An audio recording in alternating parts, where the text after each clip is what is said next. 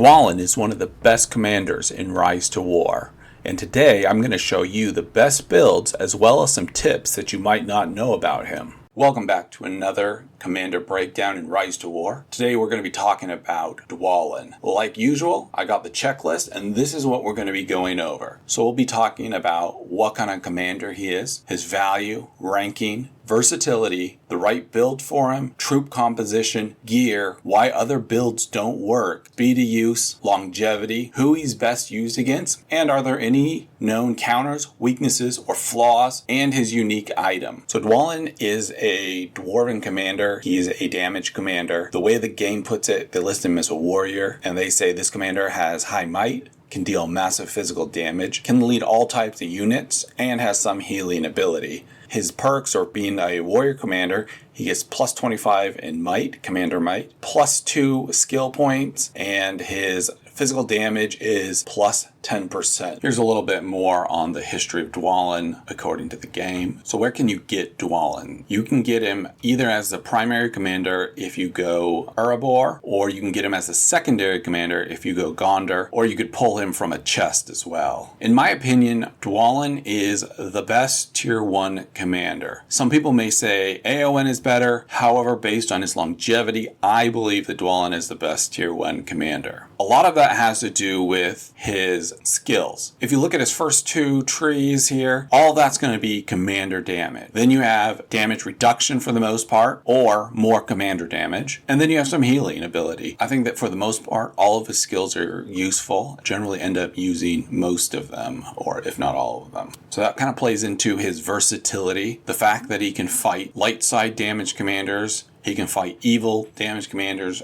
or he can fight, as well as most of his weaknesses can be offset by gear, so he can fight elemental commanders as well. Alright, let's go over the best builds for Dwalin. So on his base build, the very minimum that I would recommend using for him, what you're going to want to do is you're going to want to max out Durin's Blood, Experienced Warrior, Hunt Down, Whirlwind, Collaboration, all in. That's going to give you the max amount of damage. So for the next build, it's going to be what I call the Levelheaded Build. So you're going to want to use this build if you're going up against a commander that does opposing army debuffs. And I'll give you some examples and I'll show you what I mean. But what that build is going to look like, it's going to be, you're going to want to max out Durin's Blood, Experienced Warrior, Hunt Down, Whirlwind, Collaboration, all in. And then you're going to want to put 2 points into Musician and 1 point into Levelheaded. So what Levelheaded does is it cures debuffs. And by debuffs, I mean things like poison, bleed, or abilities from other commanders that cause your army to take more damage. So if you look right here, what you have is you see Dwalin activates Levelheaded, and then all these troops are cured. His defense, where he was taking more defense, is cured. So some other debuffs would be things like what Gandalf the White has, where it says against enemy army. That is going to be a debuff. Damage received is plus 8%, stacks up 4 times. So that would be cured with Levelheaded. The other big one is Ring Wraith. So a lot of the evil commanders will be running Ring Wraiths. So that's going to cause you to take more burn, poison, and focus damage. A lot of times you can tell that it's a debuff because it's going to say against all enemies.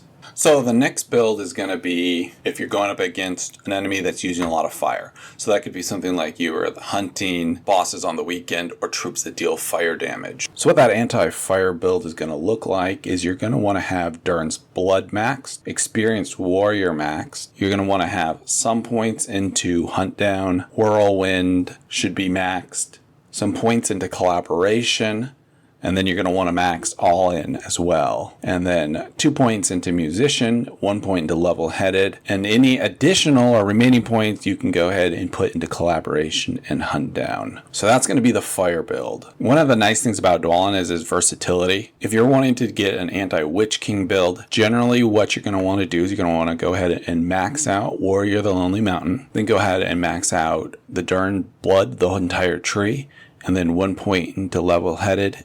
And then if you have enough points, you can go ahead and max out Experienced Warrior I would put whatever remaining points you have into collaboration. Alright, so let's go ahead and talk about, in my opinion, the absolute best build for Dwalin. So what you're going to want to do is you're going to want to go ahead and max out Durin's Blood, Experienced Warrior, Hunt Down, Whirlwind, Collaboration, all in. You're going to have 2 points in Musician, 1 point into Levelheaded. I would put the rest into Warrior of the Lonely Mountain, and then Longbeard. One of the things that you're going to want to remember about the dwarf commanders is that the order that you apply the points does matter. So for Dwalin, my preferred way is to put them into Hunt Down, Whirlwind, Collaboration, and then All In. Now, alternatively, you could go Hunt Down, Collaboration, Whirlwind, and All In. The reason you're going to want to do that is because the attack following All In is going to be reduced by 50%.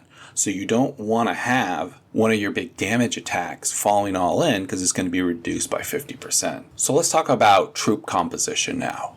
In general, the best troop composition for Dwalin is going to be a monostack, all dwarves, 100 sentinels, and 100 marksmen to absorb the first attacks. Now, you don't have to run him with dwarves. A lot of times, if I'm running, say, a Gimli or a Dane with Dwalin, they're using up all the dwarves that I have. You can run him with Guard of the Tower, you could run him with sentinels, you could run him with cav, whatever you have lying around. He's kind of a garbage disposal commander. Now, moving right along into the gear section, generally speaking, you're going to want gear that boosts commander damage. Situationally, you could have fire protection, focus protection, things that reduce troop damage. The only one that I found that doesn't work really well is gear that increases defense. A lot of times you'll see people running him with a Harp of Lothlorraine because of the pursuit aspect. That kind of reduces one of his weaknesses. Alright, so let's look at some other builds that really don't work very well. A lot of times you'll see people max out Warrior of the Lonely Mountain. The biggest problem here is it reduces physical damage to your army. But it's much more important to max out the Experienced Warrior tree because that's going to increase his damage that he puts out. When people max out the Warrior of the Lonely Mountain, a lot of times you'll see him max out Longbeard. Unfortunately though, Longbeard isn't going to be enough to offset what you lose from Experienced Warrior and the Experienced Warrior tree, because basically you're doing 15 points here, which aren't going to do anything for you, and then you have 7 versus 15 points that actually increase his damage output. So that's why the Warrior of the Lonely Mountain, unless there's a specific need like a fire reduction, really is not the best option compared to maxing out Experienced Warrior. So let's kind of talk about the speed of use now. On Dwalin, essentially you can use him at R3, mainly because those are the two most important for his damage output. This also kind of rolls into how high should you level him and the longevity. On the longevity side, he's a great option because he's a tier 1. He's much cheaper to get up into, say, R10, R15, R20. You can get him up there much cheaper than a tier 2 or a tier 3 commander. So on his speed of use, it's great because you can use him at R3. But his longevity is great because you have a commander that at respect level 1 is not very expensive, but you can get him up into R15, R20, where he's going to be competing and probably doing better than a lot of tier 3 or tier 2 commanders are going to be. And you're going to be able to do it cheaper and more cost efficient than somebody trying to level up their tier 2s. How high should you level them? You should level them as high as you possibly can. You definitely want them at respect level 10, but I would recommend at least respect level 13 if you're wanting to compete in later seasons with him. Some of the commanders or enemies that he's going to do well against are going to be like Khaldun. He's going to do pretty well against other damage commanders. Moderate healers, kind of like Gandalf the Grey or Gandalf the White. Commanders that are going to rely too much on debuffs because he can purge those. Now moving on into the known counters, flaws, or weaknesses, he's going to be susceptible to super healers. And super healers, I mean like Arwen, Gala, Mard ones, just because he doesn't have any healing block like other dwarves, and so they'll generally win based on their ability to re-heal. You may run into issues against elf commanders that use or rely early on follow-up. That's going to be like Gil-galad, Elrond, there's a few other ones out there. Some of his flaws and weaknesses are that he doesn't have a healing block like some of the other more commonly used dwarves like Dane or Gimli or even Balin. All have the ability to block healing, which is great against commanders that are more healing focused like Arwen, Gala, or Theoden, mainly on the light side, has most of the healers on him. Another weakness of his is he doesn't have Pursuit. And because he mainly relies on commander physical damage and that there's no accessories that offer physical damage and pursuit, you kind of lose out. You have to make a choice on your accessories. Do I want pursuit or do I want something that's going to continue to boost my physical damage? Let's talk about Dwalin's unique equipment. Once you get up into R10, you have the ability to get his twin axes. Now, should you spend the mithril and gold items to get the twin axes? And I'm going to tell you right now, definitely, absolutely not. They're not worth it. This is why they're not going to be worth it for you. When you look at the abilities that they give, either you don't benefit from them or they don't give enough. So let's take a look at it. Commander Might, plus 14. That's good. Commander Speed, plus 12. Not really that great because he's a damage commander. Doesn't really rely on speed like a Cav or a Cav commander would. Unit attack, dwarves, plus 1. That's not very useful because most of the attack comes from Dwalin. The dwarves are just there to soak up damage. Dwalin, normal attacks have a 20% chance of damage dealt, of getting plus 16.